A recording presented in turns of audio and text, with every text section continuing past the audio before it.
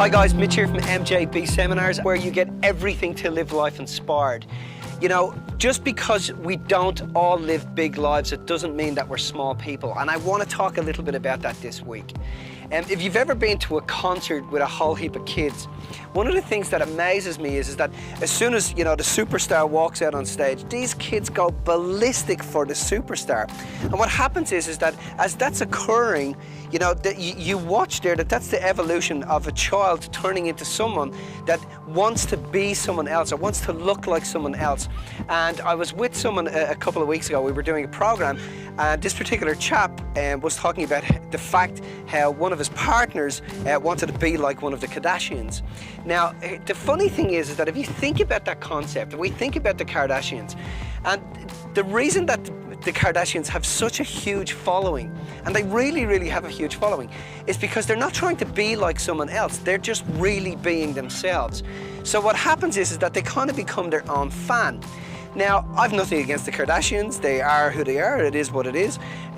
But I think there's an important lesson here, because when we wire people and when we find ourselves trying to be like someone else, the difficulty there is that we create two of them and none of ourselves. We lose ourselves. We get completely lost in who we are, and we get influenced by the outer world. And what happens then is that we forget our magnificence. But the truth about it is this: if we really think about it like this, the only reason the Kardashians are there is because you are who you are.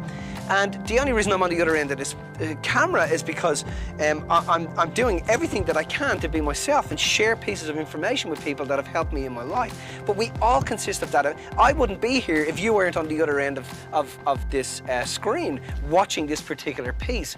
So when you start to think about it like that, you start to realize that we're all intrinsically intertwined. You know, we all live really big lives if we stop and realize how connected we are to everything around us. And when we start to think about our connection to things around us, we start to feel fuller, and we start to feel, you know, that we are an intrinsic link in everything that occurs here. That we can take that even deeper, because we now know, with some of the most fantastic discoveries in quantum physics, is that we now know that the only reason this thing out here is actually happening is because we're thinking. Now think about that. The only reason that this thing out here is actually happening is because you're thinking. But one of the things that I found in my life is that when we're outwardly influenced like this, you know, if you have an internal part of you that is not matched with the external part of you, so if you got a part of you that is run externally, like you're like, you know, I really want to have a Ferrari in my life. That's something that I really want to have. I want to have a Ferrari. But if you have an internal part of your psyche that goes, no, you're a really shit driver, and if you get into a Ferrari, you're probably going to flatten yourself and everybody around you. Well, in actual fact, that internal part of you will be the part of you that is controlling the external part of you. That's the part of you that actually runs everything, not what you're doing out here. So it's better for you to get really full on the inside, really become clear on the inside, and start to really understand your connection with your outer world. Because when we understand our inside, the outer world adapts. The more fuller we get in here, the quicker the outer world catches up.